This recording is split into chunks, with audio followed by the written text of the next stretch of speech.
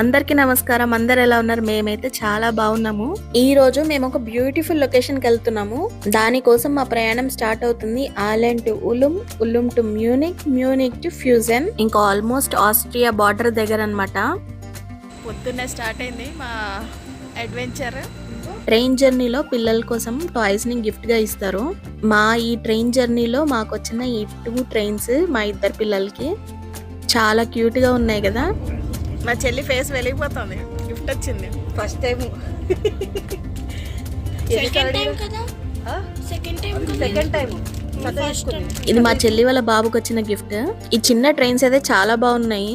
Finally మేమైతే Munich station కి వచ్చాము. ఇక్కడ నుంచి ఇంకా 2 అవర్స్ పడుతుంది ఫ్యూజన్ కి వెళ్ళడానికి. ప్రతి ట్రిప్ లో మాకు ఏదో ఒక బస్సు మిస్ అవ్వడము, ట్రైన్ క్యాన్సిల్ అవ్వడం అలా అవుతుందని చెప్పి ఈ ట్రిప్ ని చాలా కేర్ఫుల్ గా ప్లాన్ చేసాము.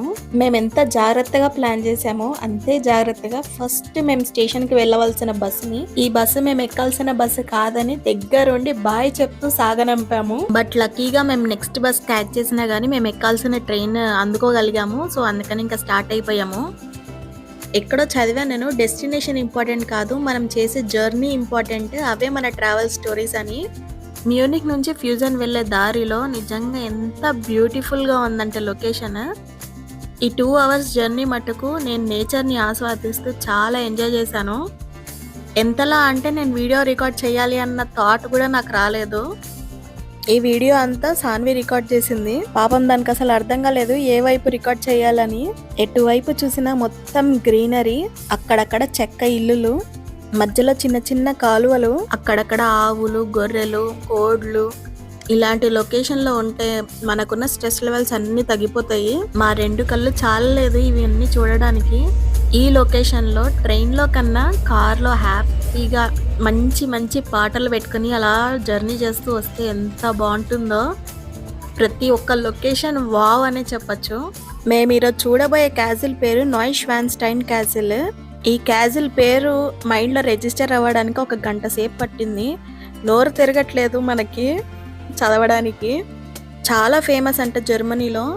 దీన్ని డిస్నీ క్యాజిల్ అని కూడా అంటారు. ఇదంతా ఆస్ట్రియా ఆల్ప్స్.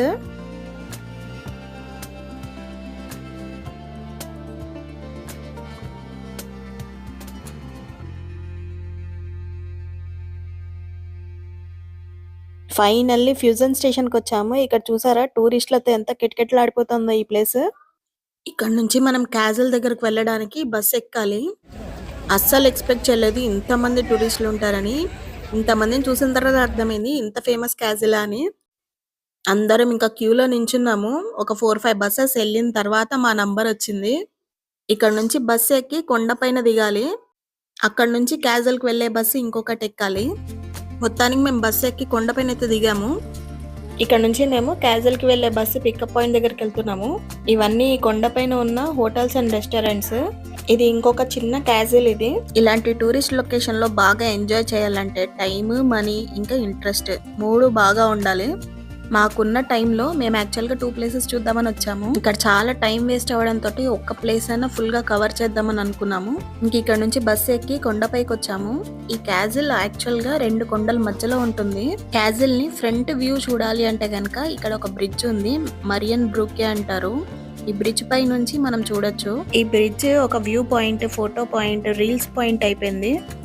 ఇంత పబ్లిక్ ని బ్రిడ్జ్ పైన మేనేజ్ చేయాలంటే చాలా కష్టము. ఇక్కడ బ్రిడ్జ్ స్టార్టింగ్ లోనే ఒక సెక్యూరిటీ గార్డ్ ఉన్నారు. ఆయన బ్యాచ్ వైజ్ గా కొంతమందిని వదులుతున్నారు. అసలు ఈ బ్రిడ్జ్ పైనుంచి కింద చూస్తే వాటర్ అయితే ఎంత ఫ్రెష్ గా అనిపించిందో. ఈ ప్లేస్ అయితే చూడడానికి చాలా బాగుంది. క్యాజిల్ కూడా అసలు ఒక డ్రీమ్ లో ఉన్నట్టు అనిపించింది, కానీ చాలా స్కేరీగా కూడా అనిపించింది. నాకైతే అసలు వీడియో తీయడానికి చాలా కష్టమైంది. ఇక్కడ ఒక చేతిలో ఫోన్, ఒక చేతిలో మా వాడు, అండ్ బ్రిడ్జ్ పైన నడుస్తుంటే అందరూ షేక్ అయిపోతుంది బ్రిడ్జ్. అస్సలు ధైర్యం చాలలేదు నాకు ఈ బ్రిడ్జ్ పైన నడవడానికి. ఫస్ట్ అటెంప్ట్ అయితే స్టార్టింగ్ లోనే ఉండి వీడియో తీసుకుని బ్యాక్ వచ్చేసాను. సెకండ్ అటెంప్ట్ లో ఫోన్ పక్కన పెట్టి మా వాడిని తీసుకుని కొంచెం ముందర వరకు వెళ్ళాను. మళ్ళీ సేమ్ ఫీలింగ్, బ్రిడ్జ్ షేక్ అవడంతో నాకు ఇంకా భయం వేసి నేను మళ్ళీ బ్యాక్ వచ్చేసాను. ఇంకా 3rd టైం నాకు నేను ధైర్యం తెచ్చుకుని మా వాడిని మా వాళ్ళకి అప్పచెప్పి ధైర్యంగా వెళ్ళి క్యాజిల్ ఫ్రంట్ వ్యూ చూసేసి వచ్చాను. ఇంకా క్యాజిల్ లోపలికి వెళ్ళడానికి మాకు ఇంకా అసలు టైం సరిపోలేదు. సో అందుకే ఇంకా మేము ఇంటికి బ్యాక్ రిటర్న్ అయిపోయాము. లొకేషన్ అయితే చాలా బాగుంది, కానీ నాదైతే స్కేరీ ఎక్స్పీరియన్స్ అని చెప్పాలి. బ్రిడ్జ్ పైన ఉన్నప్పుడు నాకు చాలా భయం వేసింది. లిటరల్ గా ఏడ్చేసాను నేను. చంటి పిల్లల్ని తీసుకుని వెళ్ళేంత లొకేషన్ అయితే కాదు ఇది. పిల్లలతో ఆ బ్రిడ్జ్ పైన నించినప్పుడు నాకు చాలా భయం అనిపిస్తే మరి కొంతమంది అక్కడ నుంచి డాన్స్ చేస్తూ రీల్స్ తీస్తున్నారు. వాళ్ళ ధైర్యానికి నమస్కారము. రీల్స్ కోసం అంత రిస్క్ చేయాల్సిన అవసరం అయితే లేదనిపించింది. అందరం హ్యాపీగా సేఫ్ గా బ్యాక్ రిటర్న్ వచ్చేసాము. మా ఈ జర్నీ అండ్ ఎక్స్పీరియన్స్ ఒక మెమొరబుల్ గా ఉండిపోతుంది.